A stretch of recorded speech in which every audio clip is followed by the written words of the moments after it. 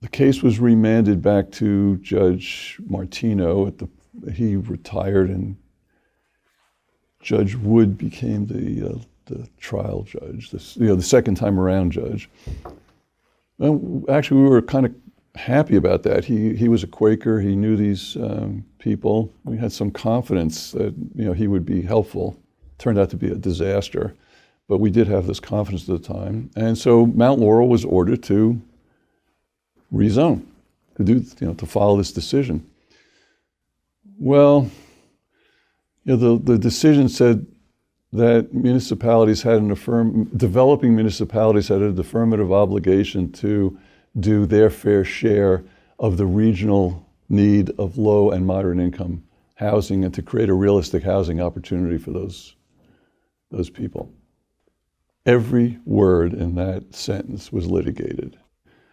You couldn't find a developing municipality in the state of New Jersey. They were all developed, or they were not developing at all. I mean, what is low? What is moderate? What is fair? What's a share? It was. So for the clients, the process started dragging on again. And it was a while before Mount Laurel did respond, and their response was trash. I mean, it was unbelievable. So we had the second Mount Laurel trial. They came to every one of the hearings. That one lasted a long time. The town at this point had they hired a North Jersey lawyer to come in, and they had a strong defense. The decision came down, and we lost before the trial. This Judge Wood, which was sickening, because I knew and he knew that they had purposely designed this ordinance to be a futility, because we were privy to things that had happened in chambers that we couldn't talk about in open court. And he knew that they had done this frivolously and to undermine the Supreme Court decision. Still ruled against us. So the trial was a disaster. When we got that decision, I'd say it was one of the real low points of my life, reading it. And the lower point yet was I had to drive out to Ethel's house and tell her what had happened. And Ethel Lawrence's reaction was, well, we should really just move on. Things will be okay. It's just going to take some time, and we shouldn't worry about it. We did really good work. And she was really, she was like a cheerleader for us. So we appealed. We appealed the decision. And by then, Mount Laurel cases were going on to some extent throughout New Jersey, because as I said, no municipality felt it was covered by the decision. And there were, I think, 4 cases that had percolated up toward the Supreme Court. At this point, I was no longer with Camden Regional Legal Services. I had left in 1974. I'd been director for 2 years, and I was really not enjoying that too much. And so I decided to leave, and circumstantially, when I decided to leave, the Public Advocate's Office was created in New Jersey in 1974.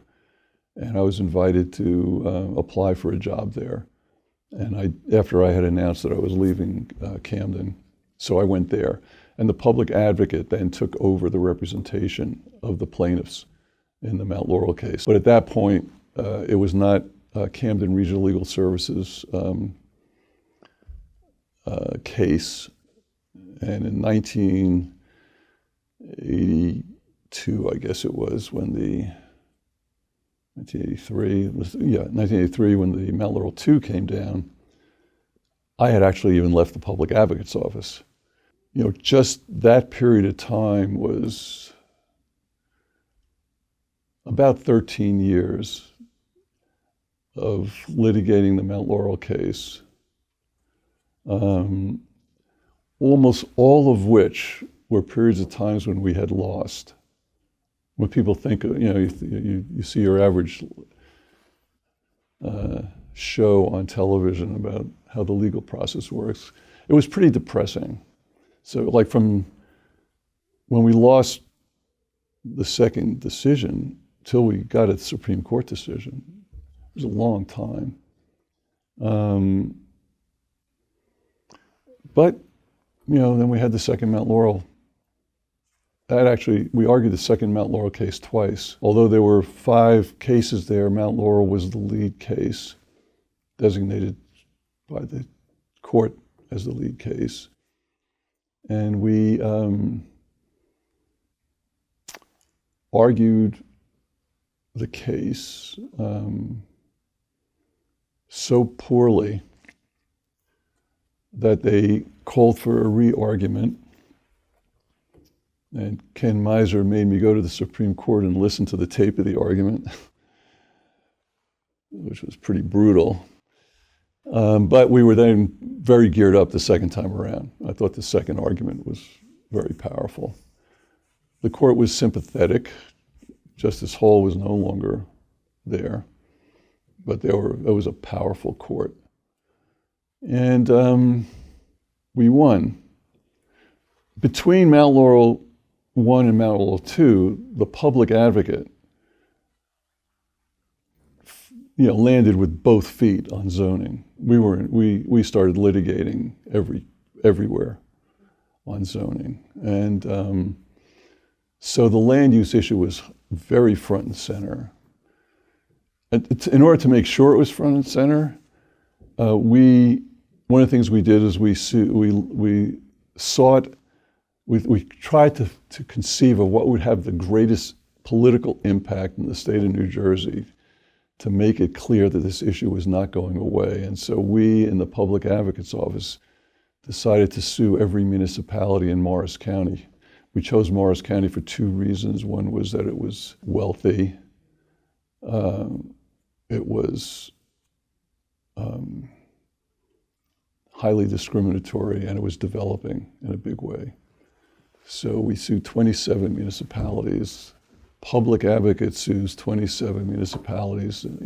It was a big story at the time, and it resulted in, I think, elevating the court or making it clear to the Supreme Court that they were just going to have, you don't want to do it, don't do it.